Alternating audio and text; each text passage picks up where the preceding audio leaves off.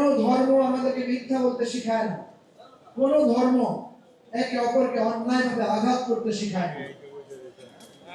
ছোটবেলায় আমাদের ধর্মীয় সম্প্রীতি ভালোবাসার বন্ধন এত সুদৃঢ় ছিল যে আমরা মুসলমানেরা যেমনি ঈদ হিসেবে আমরা আনন্দিত হতাম, একে অপরের কাছে যেতাম। ঠিক তখন দুর্গাপূজা হতো, আমাদের স্কুল বন্ধ হতো, আমরা প্রস্তুতি নিতাম কে কোথায় যাব, কে কোথায় বেড়াবো, এবং দল বেঁধে আমরা আমাদের প্রত্যেক ধর্মের বন্ধুদের সাথে আমরা শুভেচ্ছা বিনিময় করতাম, খাবার বিনিময় হতো, একে অপরের সাথে সেই সুদৃঢ় বন্ধন ছিল। মাঝখানে থেকে যেন নানা রকমের ঝড় এসে অনেক বিপদ সংকুল পরিস্থিতি, অনেক হিংসাত্মক পরিস্থিতি আমাদের মাঝে দানা বেঁধেছে এবং নানাভাবে নানা ষড়যন্ত্রের শিকার হয়ে আমাদের এই সম্প্রীতির জায়গাগুলোকে আঘাত করার চেষ্টা করা হয়েছে।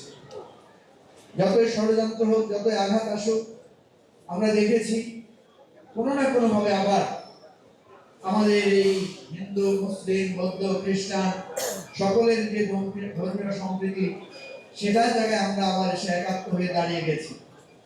কারণ আমাদের স্বাধীনতা যুদ্ধ থেকে শুরু করে, আমাদের ভাষা আন্দোলন থেকে শুরু করে, আমাদের এই দেশ মাতৃকার সকল আন্দোলন সংগ্রাম এবং গৌরব, আমাদের ক্রিকেট খেলা, আমাদের ফুটবল খেলা, আমাদের জাতীয় সকল অর্জনে আমরা দেখেছি আমাদের ধর্মীয় বন্ধনকে কেউ বিচ্ছিন্ন করতে পারেনি।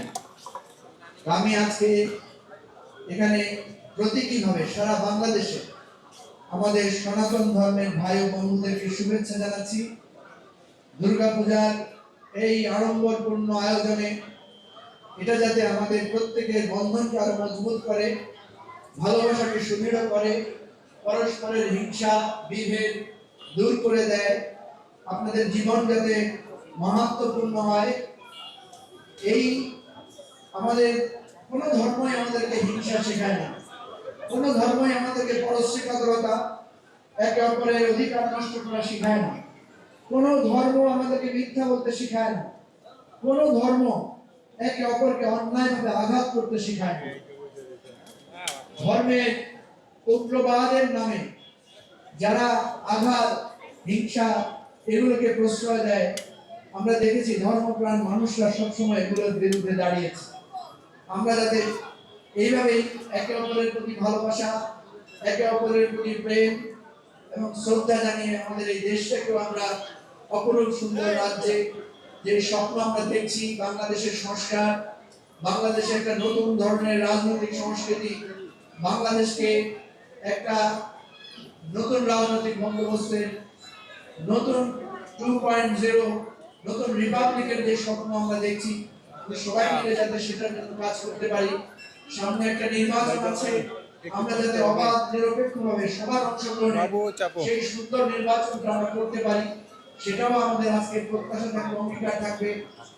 এই সরকারের কাছে আমাদের দাবি থাকবে দেশের প্রত্যেকটি পূজার্থী বন্ধুদের নিরাপত্তা যাতে নিশ্চিত হয় এবং যাতে কোনো ধরনের বিভেদ এবং কোনো ধরনের ষড়যন্ত্র সেখানে প্রশ্রয় না পায়, আমরা সেটার জন্য অঙ্গীকারাবদ্ধ থাকবো। আবারও সবাইকে অনেক ধন্যবাদ, শুভেচ্ছা। আমাদের প্রত্যেকের জীবন মঙ্গলময় হোক, কল্যাণকর হোক, আমরা যাতে বাংলাদেশের জন্য ভাই ভাই হয়ে, এক ভাই বোন হয়ে থাকতে পারি, সেই আপনাদের কাছেও সেই আশীর্বাদ শেষ করছি। খোদা হাফেজ।